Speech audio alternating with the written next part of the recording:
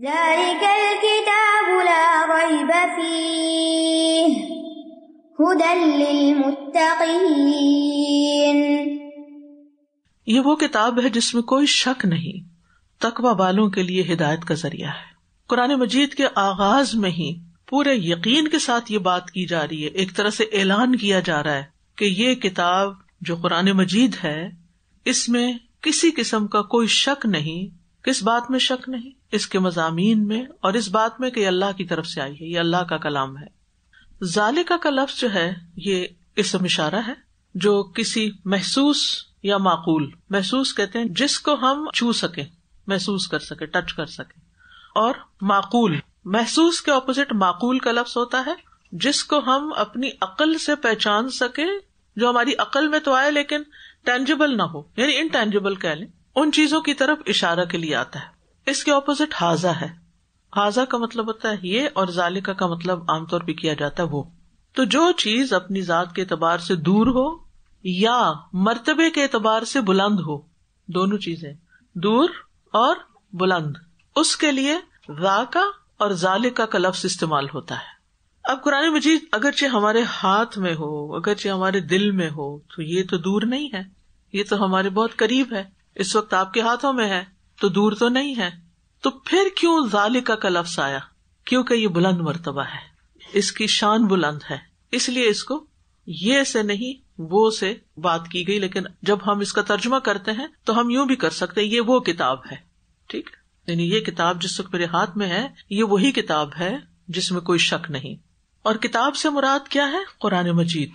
کتاب کا معنی ہے مکتوب، لکھی ہوئی چیز. اس کو 3 وجوہات کی بنا پر کتاب کا نام دیا گیا ہے. نمبر 1 کہ یہ کلام اللہ لوح محفوظ میں لکھا ہوا ہے. یہ لکھی ہوئی ہے کہاں؟ یعنی قرآن کو کتاب کیوں کہا گیا؟ حالانکہ یہ جبریل علیہ السلام نے نبی صلی اللہ علیہ وسلم کے دل پر نازل کی تھی، کتابی شکل میں نہیں آئی تھی، لیکن پھر بھی کتاب کہا گیا. کیوں؟ نمبر 1 کہ یہ لوح محفوظ میں لکھی ہوئی ہے. نمبر 2 یہ ان دفتروں میں بھی لکھی ہوئی ہے جو فرشتوں کے ہاتھ میں ہے، بِأَيْدِي سَفَرَةٍ کِرَامٍ بَرَرَةٍ، معزز فرشتوں کے ہاتھوں میں.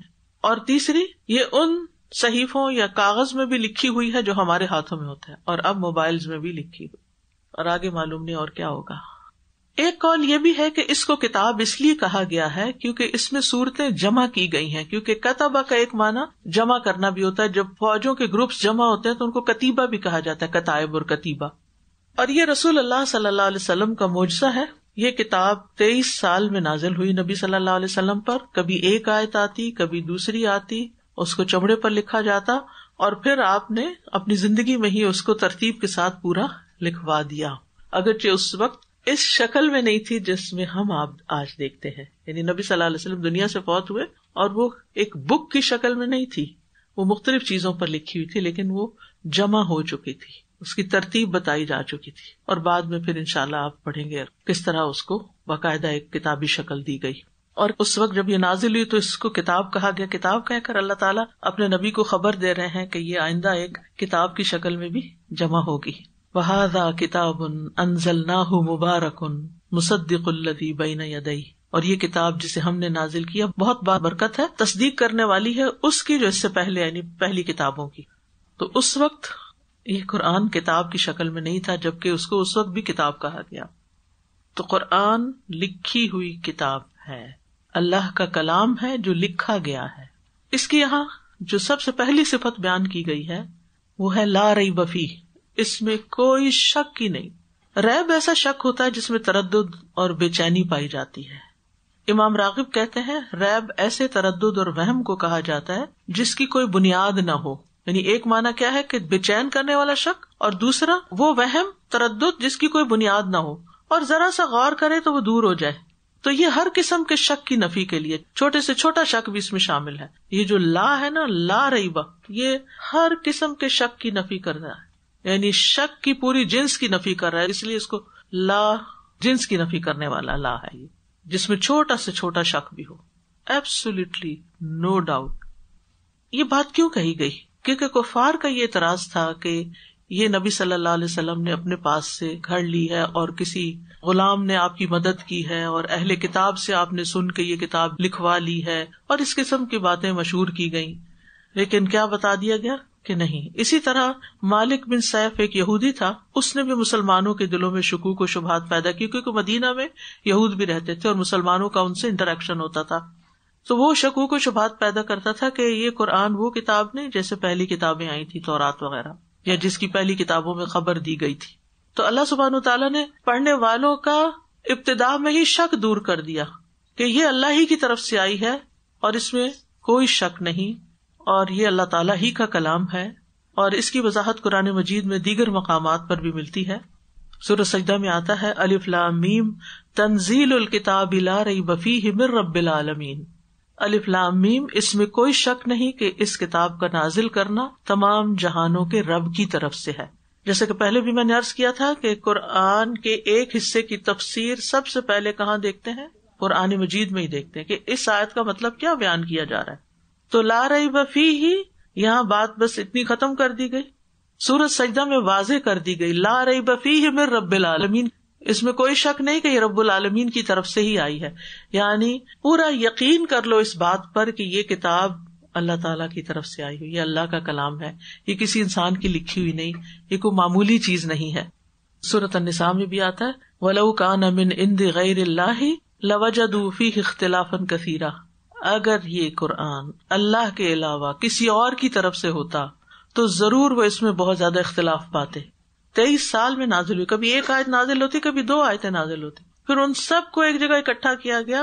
آپ اگر کوئی کام 23 سال کے عرصے میں کریں، کوئی کتاب لکھیں، کوئی کہانی لکھیں، کوئی پروجیکٹ 23 سال میں مکمل کریں، تو آپ دیکھیں گے کہ اس کا حشر کیا ہوتا ہے. کہ ایک دفعہ آپ کے عقل کا لیول کچھ ہوتا ہے، آپ کا امیجنیشن کچھ ہوتا ہے، دوسری دفعہ جب آپ پھر شروع کرتے پھر آپ اس کی گانٹ چھانٹ شروع کر دیتے ہیں، یہاں یہ ٹھیک نہیں لگ رہا، یہ ٹھیک نہیں. پہلی دفعہ بڑے کانفیڈنٹ ہوتے ہیں، ہاں یہ ٹھیک ہے، کوئی غلط بات نہیں کرے، لیکن وہ آپ کو جچتا نہیں. پھر دوبارہ. اگر آپ میں سے کوئی رائٹر ہے تو آپ کو معلوم ہوگا کہ رائٹنگ کبھی ایک دفعہ کر کے اس کو فائنل نہیں کیا جا سکتا. لیکن نبی صلی اللہ علیہ وسلم پر جو آیت ایک دفعہ اتری، آپ نے دوبارہ اس کے اندر کوئی کریکشن نہیں کرائی کہ وہ جو میں نے پہلے یہ آیت آپ کو لکھوائی تھی، میرا خیال ہے اس میں کچھ کمی رہ گئی، ذرا اس کو دوبارہ لکھ دیں. کوئی ایک چانس بھی ایسا نہیں ہوا. تو بہرحال جس چیز میں شک نہ ہو وہاں پھر کیا ہوتا ہے؟ یقین. شک کی نفی سے یقین کا معنی مراد ہے کہ یہ یقینی بات ہے کہ اللہ کی طرف سے ہے. تو نفی کا مقصد مدح کرنا ہے اور اس کا اپوزٹ ثابت کرنا ہے. تو یہ کتاب ایسے علم یقینی پر مبنی ہے جو شک و شبہات دور کرتا ہے. اور ہدایت جو ہے وہ صرف یقین ہی سے حاصل ہوتی ہے. ٹھیک ہے نا؟ یعنی آپ صحیح رستے پر اسی وقت چلتے ہیں جب آپ کو یقین ہو کہ یہی راستہ ٹھیک ہے، یہی کام ٹھیک ہے، یہی روڈ لینی چاہیے، مجھے ادھر ہی مڑنا چاہیے. اور اگر آپ کو شک ہو تو آپ کیسے ڈرائیو کرتے ہیں؟ تو پیچھے والے کو پریشان کرتے ہیں کیونکہ آپ اپنی سپیڈ آہستہ کر لیتے ہیں، پھر کہ مڑوں گے نہ مڑوں، اور کبھی اشارہ دے کے پھر بند بھی کر دیتے ہیں اور پھر خود بھی کنفیوز ہوتے ہیں، دوسروں کو بھی کرتے ہیں. تو اس لیے اس یقین کے ساتھ اس کتاب کو پڑھیے کہ یہ اللہ کی طرف سے ہے اور بالکل سچ بتاتی ہے، ہر چیز کی حقیقت کھول کے بتا دیتی. کتاب مبین ہے. یہ ہدی للمتقین کیوں آئی ہے؟ متقی لوگوں کی ہدایت کے لیے آئی ہے. سورۃ الفاتحہ میں ہم نے دعا مانگی تھی اہدنا الصراط المستقیم، تو اللہ سبحانہ وتعالیٰ نے دعا سن لی اور ہمیں یہ کتاب عطا کر دی کہ اگر ہدایت چاہیے تو اس کتاب کو تھام لو، جس میں کوئی شک نہیں، بالکل سچی کتاب ہے. اور ہدایت کی 2 اقسام ہیں، ایک عام ہدایت ہے، ایک خاص ہدایت ہے. عام ہدایت تو سب کے لیے ہے، قرآن مجید ہدی للناس ہے، سارے انسانوں کے لیے ہدایت ہے. اور ایک ہدایت خاص ہوتی ہے جو توفیق کی ہدایت ہوتی ہے، اور جہاں تک خاص ہدایت کا تعلق ہے تو وہ اللہ تعالیٰ ہی دیتا ہے. تو انسان کو چاہیے کہ جس چیز کا علم ہو جائے اللہ سے دعا کرے کہ اللہ مجھے اس پر عمل کی توفیق عطا کر دے. اور اسی لیے ہدی للمتقین ہے، ہدی للناس تمام انسانوں کی ہدایت کے لیے آئی ہے. لیکن کچھ لوگ ایسے ہوں گے جو اللہ سے ڈرتے ہوں گے، وہ اس سے رہنمائی لیں گے، اللہ انہیں عمل کی توفیق بھی دے گا اور اسی راستے پہ چل پڑیں گے. جیسا کہ سورۃ فصلت میں آتا ہے قل هو للذین آمنوا ھدی وشفاء، کہہ دیجیے وہ لوگ جو ایمان لائے ان کے لیے یہ کتاب ہدایت بھی ہے، شفا بھی ہے. تو اس کتاب سے شفا کے لیے بھی ہمیں کیا کرنا چاہیے؟ ایمان رکھنا چاہیے، یقین رکھنا چاہیے کہ یہ اللہ کا کلام ہے اور اس کی بڑی پاور ہے. اللہ سبحانہ وتعالیٰ تو اپنی مخلوق میں سے ایک چھوٹے سے چھوٹے ذرے کی بھی رہنمائی کر رہا ہے، تو کیا وہ ہماری رہنمائی نہ کرے گا؟ دور جانے کے بجائے اپنے جسم کے اندر ہی دیکھیے، کہ مائکرو لیول پر ہمارے جسم کے اندر ایک سیکنڈ میں کیا کیا ہوتا ہے اور وہ کون کر رہا ہے اور کون اس کو گائیڈ کر رہا ہے. ایک سیکنڈ میں ہماری باڈی کے اندر سے 5 ملین سیلز مر جاتے ہیں ایک سیکنڈ کے اندر, اور ساتھ ہی اتنے نئے بھی پیدا ہو جاتے ہیں. اسی طرح ایک سیکنڈ میں 2 ملین ریڈ بلڈ سیلز مرتے ہیں اور اتنے ہی پیدا بھی ہو جاتے ہیں نئے.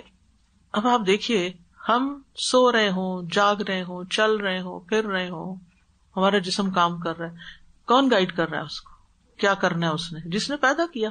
تو ہدایت جو ہے رہنمائی کرنے کے معنوں میں بھی ہے. تو قرآن ہدایت ہے یعنی رہنمائی دینے والی کتاب ہے, توفیق دینے والی نہیں ہے. کیا کرنے والی ہے؟ رہنمائی کرنے والی, جسے ہدایت ارشاد کہا جاتا ہے, یعنی کہ گائیڈ کرنا, راہ دکھانا. تو جیسے میں نے ہدایت کا معنی سورۃ فاتح میں آپ کو بتایا تھا نا, راستہ دکھانا اور پھر منزل تک پہنچانا. یہ کتاب کیا کرتی ہے؟ راستہ دکھاتی ہے, اور منزل تک کون پہنچاتا ہے؟ اللہ تعالیٰ پہنچاتا ہے. اور وہ کس کو نصیب ہوتا ہے منزل تک پہنچنا؟ متقی لوگوں کو, تقوی والوں کو. تو یہ متقی لوگوں کے لیے رہنمائی کا کام کرتی ہے, گمراہی سے نکالتی ہے. متقی کون ہوتے ہیں؟ متقین کا لفظ جو ہے یہ اتقاء سے ہے. اتقاء کہتے ہیں 2 چیزوں کے درمیان رکاوٹ آ جانا. وقایا بھی اسی سے ہے, ڈھال. ترس کا لفظ بھی آتا ہے, اتقا بترسہ, اس نے ڈھال سے اپنا بچاؤ کیا, یعنی جس چیز سے وہ بچنا چاہتا تھا تو اس نے بیچ میں وہ ڈھال رکھ لی تاکہ اس تک نقصان دہ چیز نہ پہنچے. تو جو متقی ہوتا ہے وہ اللہ تعالی کے احکام مان کر اپنے اور اللہ کی ناراضگی اور جہنم کے بیچ میں کیا پیدا کر لیتا ہے؟ ڈھال پیدا کر لیتا ہے. تو تقویٰ کہتے ہیں حرام کاموں سے بچنے کو, فرائض کی ادائیگی کرنے کو, کیونکہ ایسا کرنے سے ہی انسان اللہ کی ناراضگی سے بچتا ہے اور جہنم کی آگ سے بچتا ہے. ابن عباس کہتے ہیں متقی وہ ہوتا ہے جو شرک, کبائر اور فواحش سے بچتا ہے, بے حیائی کے کاموں سے بچتا ہے. فیروز آبادی کہتے ہیں تقویٰ سے مراد ہر اس چیز سے پرہیز کرنا ہے جس میں نقصان ہو. کیا ہے؟ ہر اس چیز سے بچنا جس میں نقصان ہو, اور وہ ہے نافرمانی اور فضول کام. نافرمانی کے کام بھی اور فضول چیزیں, فضول باتیں, فضول کام, بیکار کے کام انسان کو نقصان دیتے ہیں. اور یہ بھی کہا گیا ہے کہ تقویٰ سے مراد لذتوں کو چھوڑنا اور خواہشات کی مخالفت کرنا, جس چیز کو بہت دل چاہ رہا اس کے اپوزٹ کرنا تاکہ اللہ کی ناراضگی نہ آئے, بچ بچ کی زندگی گزارنا. ابو ہریرہ سے کسی نے تقویٰ کے بارے میں پوچھا, انہوں نے کہا کیا تم کبھی ایسے راستے پہ چلے ہو جو خاردار ہو؟ تو انہوں نے کہا جی ہاں. تو انہوں نے کہا کیسے چلے؟ انہوں نے کہا کہ جب میں کانٹوں کو دیکھتا ہوں تو کترا کے نکل جاتا ہوں یا اوپر سے پھلانگ جاتا ہوں. فرمایا یہی تقویٰ ہے کہ ایسی چیزوں سے بچے انسان جو انسان کو اپنے اندر الجھا دینے والی ہو.